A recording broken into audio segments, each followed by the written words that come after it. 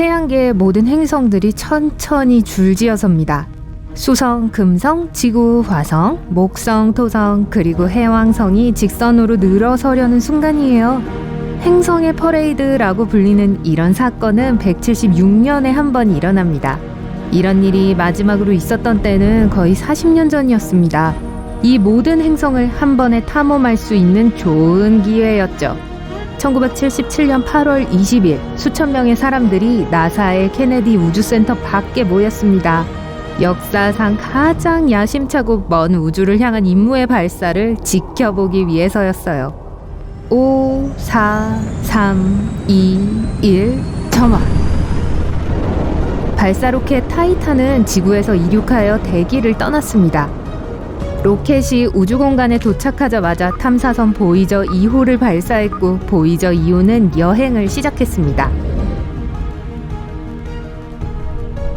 탐사선은 높이가 0.47m, 폭이 거의 1.8m의 버스로 구성되었습니다. 그 위에는 3.66m 폭의 둥근 안테나가 있었어요. 대부분의 과학 장비들은 2.5m 길이로 뻗어있는 붐 위에 장착되어 있었습니다. 1977년 9월 5일 같은 우주 탐사선 보이저 1호가 우리 고향 행성을 떠났습니다. 그리고 우리에게 지구와 달의 사진을 보냈어요. 보이저 1호는 2주 먼저 발사된 보이저 2호를 앞질렀습니다. 그래서 두 번째 탐사선 이름이 1호가 된 거예요. 그렇게 어두운 우주 공간을 통과하는 여행이 시작되었습니다. 1979년 3월 5일 보이저 1호는 지구에서 태양까지 거리보다 약 4배 먼 거리까지 떨어져 있습니다. 목성에 가까이 다가갔고 목성 탐사를 위한 과학 장비를 준비했습니다. 탐사선에는 협각 렌즈와 광각 렌즈가 있는 2개의 카메라 시스템을 포함한 여러 장치가 있었습니다. 그래서 광각 카메라로 행성의 전체 길이 사진을 찍을 수 있을 뿐만 아니라 행성의 특정 장소와 위성들의 클로즈업 사진을 찍을 수도 있었습니다.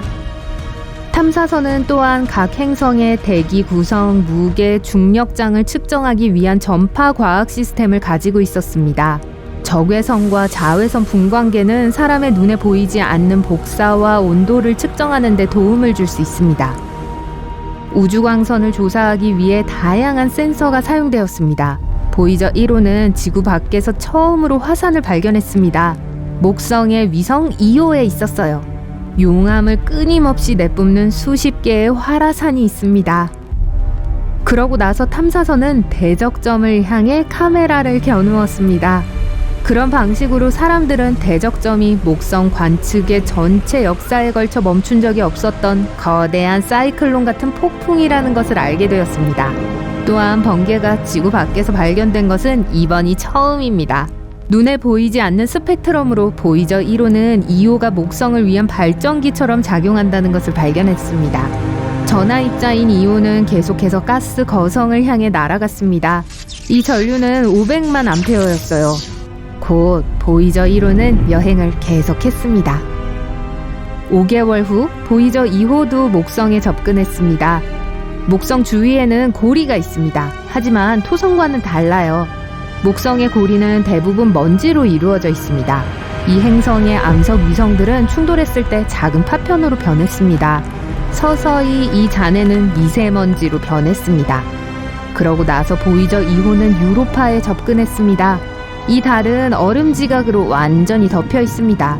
그리고 그 아래에는 생명체가 존재할 수 있는 액체 상태의 바다가 있을지도 모릅니다. 보이저 2호는 유로파의 얼음 지각에 갈라진 틈을 최초로 포착했습니다. 2호 근처를 비행하는 동안 보이저 2호는 표면에 있는 6개의 화산이 여전히 분출하고 있다는 것을 발견했습니다. 즉, 이 화산들의 활동 기간이 몇 달까지도 지속될 수 있다는 의미였어요. 두 우주 탐사선 모두 목성을 여러 번 선회한 다음 우주로 더 멀리 돌진했습니다. 거대한 중력 덕분에 탐사선들은 속도를 높일 수 있었고 여행에 필요한 연료를 절약할 수 있었어요. 1980년 11월 9일 보이저 1호는 이미 지구에서 지구 태양간 거리의 8배를 여행했습니다. 우주 탐사선이 토성에 도착했습니다. 탐사선은 이 가스 거성의 새로운 위성 3개를 발견했습니다. 아틀라스, 프로메테우스, 판도라였어요. 이 발견은 행성의 고리를 일직선으로 유지시켜주는 것이 이 위성들이라는 이론을 증명했습니다. 또한 목성과는 달리 토성의 고리에는 얼음이 포함되어 있는 것으로 밝혀졌습니다. 보이저 1호는 토성의 가장 큰 위성인 타이탄을 관찰했습니다. 타이탄은 우리 달보다 50% 더 크고 대기권도 있습니다. 이곳은 지구를 제외하고 태양계에서 액체 상태의 물이 존재한 것으로 증명된 유일한 장소입니다. 그렇기 때문에 과학자들은 타이탄의 생명체 존재 가능성을 부인하지 않습니다. 그러고 나서 또 다른 중력 조작이 발생했어요. 보이저 1호는 다시 한번 행성 궤도로부터 멀리 날아갔습니다. 이번에는 행성의 퍼레이드에서 볼 때 위쪽을 향했습니다. 거의 1년 후 보이저 2호가 그곳에 도착했습니다. 토성의 몇몇 얼음 위성들을 지나갔어요. 오래전에 이 달들은 서로 충돌해서 얼음 덩어리와 바위 덩어리로 부서졌다고 합니다. 이 파편들은 토성의 궤도를 돌았고 충돌했고 얼음과 암석으로 이루어진 먼지로 천천히 부서졌습니다. 토성의 유명한 고리는 이런 방식으로 탄생했어요.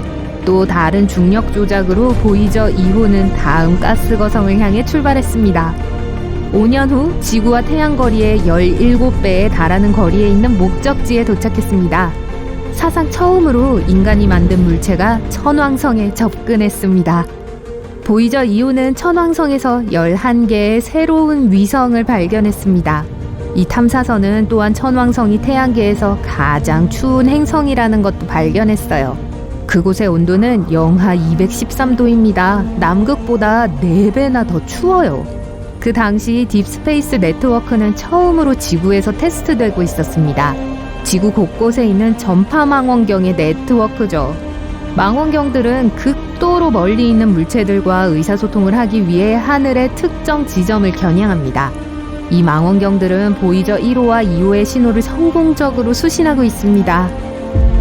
1989년 8월 25일 보이저 2호는 이미 지구와 태양 거리의 24배를 여행했고 해왕성에 도착했습니다. 그렇게 가까운 거리에서 촬영된 이 푸른 행성의 이미지를 받은 것은 이때가 처음이었습니다. 그 탐사선은 6개의 새로운 위성을 발견했고 또한 해왕성의 고리도 처음으로 촬영했습니다. 그러고 나서 엔지니어들은 탐사선의 주 컴퓨터와 태양풍과 성간풍을 측정하는 기구를 위한 전력을 절약하기 위해 탐사선의 카메라를 껐습니다. 보이저 2호는 해왕성을 떠나 깊은 우주로 향했습니다. 그래서 카메라가 더 이상 필요하지 않은 거예요. 몇 달 후 보이저 1호는 마지막 사진을 지구로 보냈습니다. 이것은 태양계 전체의 가족 사진이었어요. 모든 희미한 점은 행성이었습니다. 사진 속에서는 지구를 거의 알아볼 수 없습니다. 그 후 전원을 절약하기 위해 카메라가 꺼졌습니다. 이것으로 보이저 1호의 성간 임무가 시작되었습니다. 15년 동안 보이저 1호는 태양계의 가장자리로 날아가고 있었습니다. 2004년 12월 16일 탐사선은 말단 충격을 통과했습니다. 이곳은 태양풍이 성간 바람과 충돌한 후 갑자기 느려지고 뜨거워지는 곳입니다. 우주 탐사선은 이 테스트를 견뎌내고 여행을 계속했습니다. 2007년 보이저 2호도 같은 경계를 넘었습니다. 그 순간 센서는 130도를 기록했습니다. 하지만 탐사선은 그것을 견뎌냈고 어두운 우주 공간으로 계속 여행했습니다. 두 보이저 모두 성간 공간을 다른 방향으로 이동했습니다. 그들은 태양권, 태양풍의 범위가 완벽하게 둥근 것이 아니라 계란형에 가깝다는 것을 발견했습니다. 2012년 8월 25일 보이저 1호는 인간이 만든 성간 우주에 진입한 최초의 물체가 되었습니다. 이제 인류 역사상 가장 멀리 여행한 인공물체이기도 합니다. 2018년 11월 5일 보이저 2호도 태양계를 떠났습니다. 두 탐사선은 깊은 우주로 여행을 계속했습니다. 현재 보이저 5는 44년 동안 운행하고 있습니다. 보이저 1호는 지구와 태양 거리의 153배를 여행했고 시속 61,155km로 이동하고 있습니다. 약 300년 후의 탐사선은 오르트 구름에 도달할 것입니다.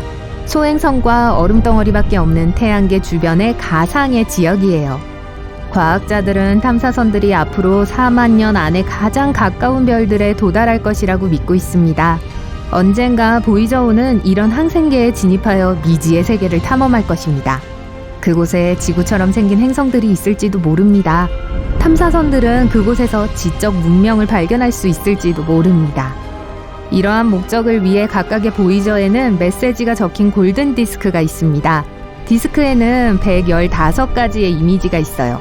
그 중에는 우리의 숫자 체계, 태양계의 지도, 그리고 지구의 사진, 인간의 DNA 도표, 사람들의 초상화, 그리고 지구의 풍경들이 담겨 있습니다. 또한 가장 오래된 언어와 가장 최근의 언어를 포함하여 55개의 지구 언어로 된 인사말도 있습니다. 또한 지구 곳곳에 음악 90분 분량이 담겨 있어요. 보이저호는 또한 이 소리를 재생할 수 있는 장치도 싣고 있어요. 만약 다른 문명이 이 기록을 얻게 된다면 그들의 과학자들은 그 데이터를 단계별로 해독할 수 있습니다. 그리고 그 문명은 우호적인 지구 방문을 결정할지도 모릅니다. 하지만 그들은 보이저호의 영웅적인 여정을 반복해야 할 거예요. 어두운 우주 공간을 통과해 여러 광년을 지나야 합니다. 그리고 태양계의 경계를 넘어야 할 거예요. 그리고 마지막으로 해왕성, 천왕성, 토성, 목성, 화성, 그리고 소행성 떼를 지나 작은 푸른 행성을 향해 날아올 거예요. 그때 지구 사람들이 그들을 환영할 수 있을 만큼 발전해 있기를 바랄 뿐입니다.